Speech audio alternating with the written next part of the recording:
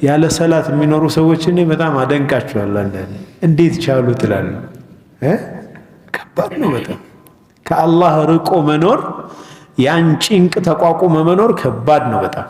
ወመን አዕረض ዐን ዚክሪ ፈኢነ ለሁ መዒሸተን ضንካ። እነኛ ከአላህ መንገድ ከእኔ ተግሳጽ ራሳቸውን ያራቁ ሰዎች በዱንያ ውስጥ የጭንቅ ኑሮ ለእነርሱ አላቸው ይላል አላህ ሱብሓነሁ ወተዓላ። ፈኢነ ለሁ መዒሸተን ضንካ፣ ለዛ ሰው የመጨናነቅ የጭንቅ ኑሮን በሱ ላይ እናደርጋለን ይላል አላህ። የቅያማ ቀን ደግሞ አይኑ የጠፋ ሆኖ እንቀሰቅሰዋለን።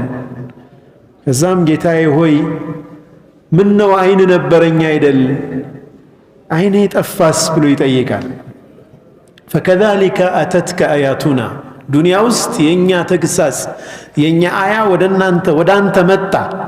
ፈነሲተሃ፣ ረሳሃት፣ ዘነጋሃት።